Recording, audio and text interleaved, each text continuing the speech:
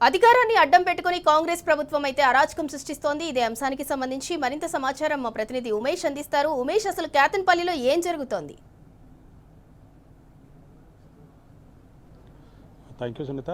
ప్రస్తుతం మనం మంచిర్యాల జిల్లా కేతన్పల్లి బాలకసుమన్ నివాసం వద్ద ఉన్నాం. ఇక్కడ టెన్షన్ వాతావరణం అయితే నెలకొన్నదని చెప్పవచ్చు. ఏదైతే ఈరోజు ఉదయం జరిగిన బీఆర్ఎస్తో పాటు సిపిఐ కౌన్సిలర్ అభ్యర్థులతో కేతన్పల్లి మున్సిపల్ కార్యాలయానికి చైర్మన్ వైస్ చైర్మన్కి ఎన్నిక సమావేశానికి వెళ్తున్న క్రమంలో కాంగ్రెస్ ఏదైతే పార్టీకి చెందిన నాయకులతో పాటు అటు మంత్రి వివేక్ కాన్వాయ్పై దాడికి బాలకసుమన్తో పాటు బీఆర్ఎస్ శ్రేణులు పాల్పడ్డారంటూ పోలీసులు అక్రమ కేసును నమోదు చేసినట్టుగా సమాచారం ఉన్నది. అయితే దీనికి సంబంధించి కూడా పోలీసులు ఇప్పుడే ఏదో సంబంధించిన పరిసరాల్లో కూడా భారీగా పోలీసులు మోహరించారు.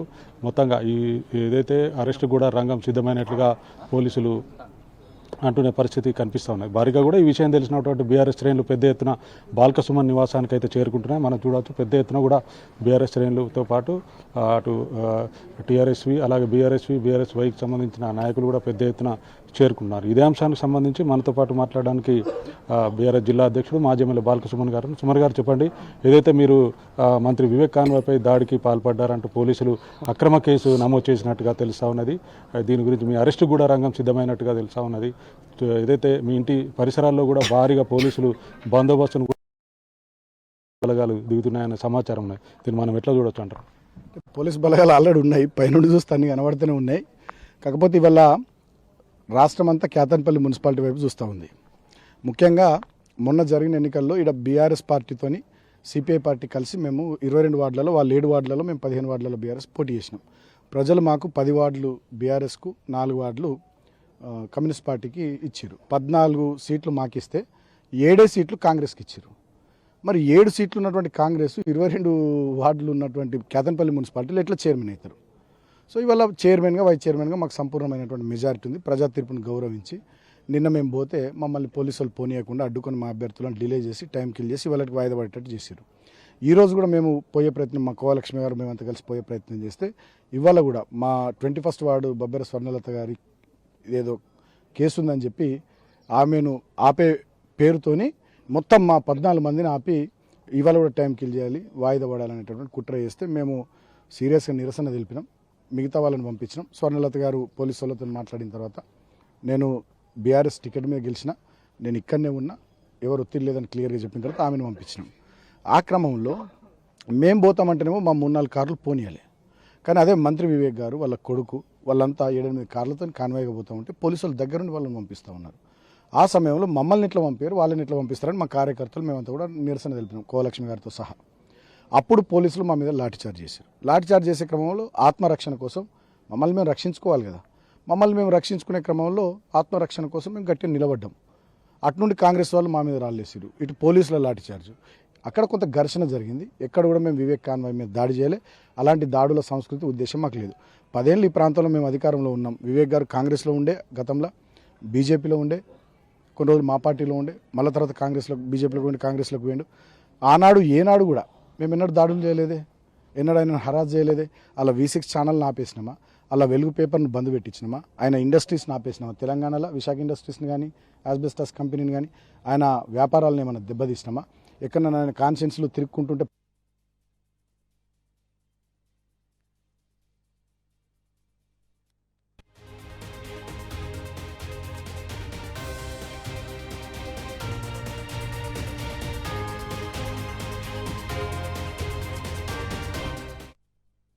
వార్డులలో మాకు 14 వార్డులు మేము గెలిచినాక కేవలం 7 గెలిచిన కాంగ్రెస్ ఇక్కడ ప్రజా తీర్పును వివేక్ గారు ఎందుకు గౌరవించారు?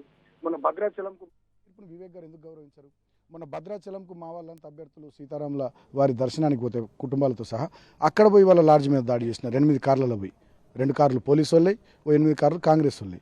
ఇదేం సంస్కృతి? మేము వెళ్ళి మళ్ళీ వాళ్ళందరినీ ఇక్కడికి తీసుకొని రావాల్సినటువంటి పరిస్థితి వచ్చింది.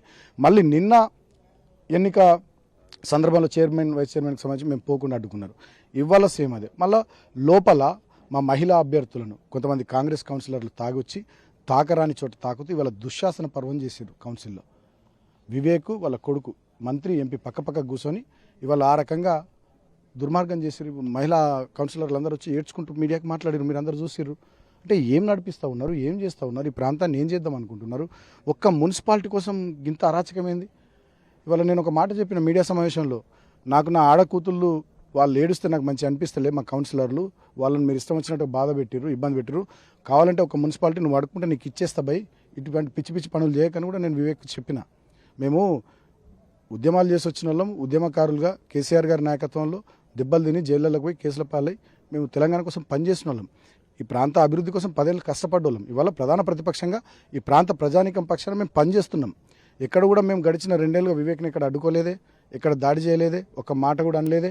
ఇవ్వాలని ఎందుకు వస్తూ ఉంది ఇదంతా? మీకు మెజారిటీ లేని కాడ మీకు ఎందుకు అంత పట్టు, ఎందుకంత మీకు మొండి, అది కంపల్సరీ 7 సీట్లతోనే నేను చైర్మన్ కావాలనేటటువంటి ఆ ధోరణి ఎందుకు? అంటే ఇది ఒక నియంతృత్వ వైఖరి. మొత్తం పోలీసులు ఇక్కడ పేరుకే మీదికి కాకి డ్రెస్ వేసుకున్నారు, అంత కాంగ్రెస్ కార్యకర్తల కంటే ఘోరంగా తయారైపోయారు. జిల్లా కలెక్టర్ కుమార్ దీపక్ నుంచి మొదలుకొని వాడు ఎంఆర్ఓ ఉంటాడు పిచ్చోడు, ఆ ఎంఆర్ఓ దాకా ఇవాళ స్పెషల్ ఆఫీసర్ ఈ ఎలక్షన్కు ఆయన దాకా మొత్తం వాళ్ళు కాంగ్రెస్ కార్యకర్తలు అయిపోయారు. ఇవాళ రాష్ట్రంలో అదేవిధంగా మా మంచిర్యాల జిల్లాలో అధికారులు పోలీసులు మొత్తంగా కాంగ్రెస్ పార్టీకి ఊడిగం చేస్తూ ఉన్నారు. ఒకటి చెప్పండి, ఇవాళ మంత్రి ఎంపీ సాక్షిగా కూడా ఇవాళ కూటమి ఏదైతే బీఆర్ఎస్ సిపిఐ కూటమి మహిళా కౌన్సిలర్లపై కాంగ్రెస్ ఎవరైతే కౌన్సిలర్లు ఉన్నారో తప్పతాగి వచ్చి దౌర్జన్యానికి పాల్పడ్డారని కంటతడి పెట్టుకున్నారు. దీన్ని మనం ఎట్లా చూడొచ్చు? ఈ ప్రాంతంలో ఇంతకుముందు ఎన్నడూ కూడా ఇలాంటి ఘటన చోటు చేసుకోలేదు. దీన్ని మనం ఎట్లా చూడొచ్చు అంటారు? అంటే నిజంగా గతంలో ఎన్నడూ ఇటువంటి సంఘటనలు జరగలేదు. మాకు బాధ అనిపిస్తూ ఉంది. మేము కూడా సర్పంచ్ ఎన్నికలు చూసినాం, ఇక్కడ 10 ఏళ్లలో జెడ్పీటీసీ ఎంపీటీసీ ఎన్నికలు చూసినాం, మున్సిపల్ ఎన్నికలు చూసినాం, పార్లమెంట్ ఎన్నికలు చూసినాం.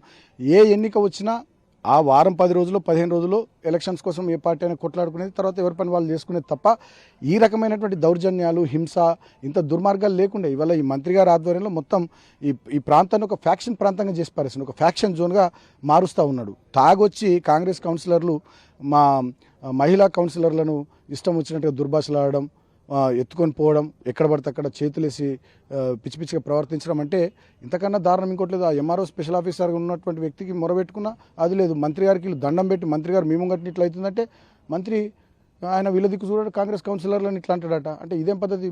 వివేక్ ఇంట్లో మహిళలు లేరా?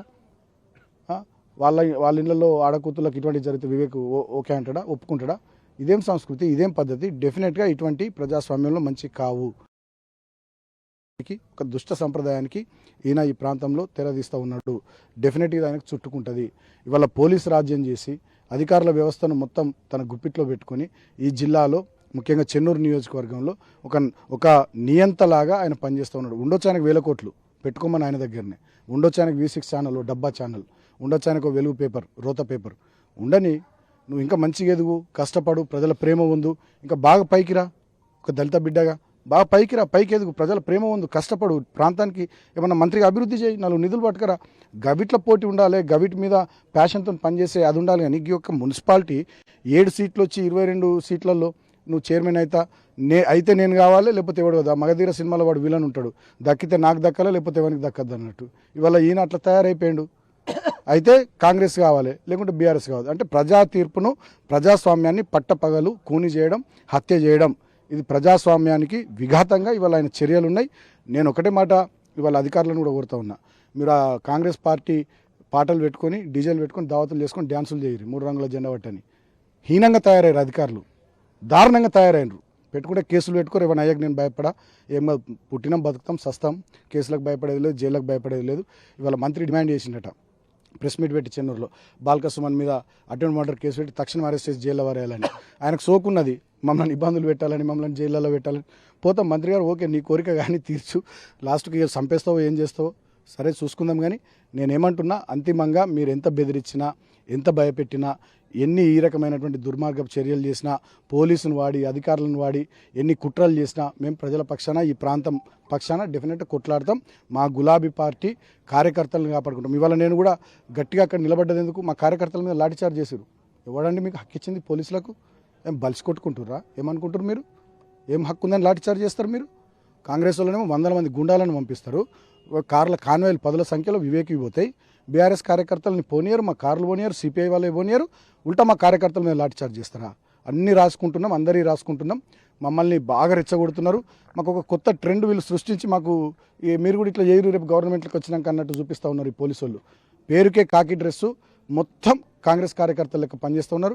ప్రజలు కూడా గమనిస్తూ ఉన్నారు. అందుకని ఈ దుష్ట చర్యలకు నిరసనగా బీఆర్ఎస్ సిపిఐ సంయుక్తంగా రేపు కేతన్పల్లి మున్సిపాలిటీ బంద్కు కూడా మేము పిలిపించినాం.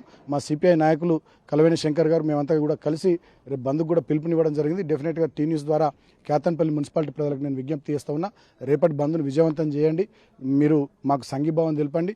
ఇటువంటి చర్యలకు ఈ ప్రాంతంలో తావు లేదని మీ నిరసనను ప్రజాస్వామికంగా తెలియజేయండి. ఎందుకంటే ప్రజాస్వామ్యంలో మనము శాంతియుతమైనటువంటి పద్ధతిలో నిరసన తెలపాల్సిన సందర్భాలు కొన్ని ఉంటాయి. అటువంటిది ఈ సందర్భం వచ్చింది. ఇప్పుడు కూడా మీరు అండగా లేకపోతే వాళ్ళు ఇంకా పెట్టిపోతారు, ఇంకా రెచ్చిపోతారు. కాబట్టి నేను ప్రజలందరికీ విజ్ఞప్తి చేస్తా ఉన్నా, తెలంగాణ ప్రజల్ని కూడా మేధావుల్ని విజ్ఞులను అందరిని ఆలోచించమని కోరుతా ఉన్నా. ఇవాళ జనగామలో కానీ, తొర్రూరులో కానీ, ఇబ్రాహీంపట్నంలో కానీ, కేతన్పల్లిలో కానీ కాంగ్రెస్ ప్రభుత్వం చేస్తున్నటువంటి అరాచకాలు, అరే మేము కూడా గవర్నమెంట్ నడిపినాం, గవర్నమెంట్లో ఉన్నాం. మేము ఆనాడు 96% గ్రామ పంచాయతీలు గెలిచినాం, మేము 97% మున్సిపాలిటీలు కార్పొరేషన్లు గెలిచినాం.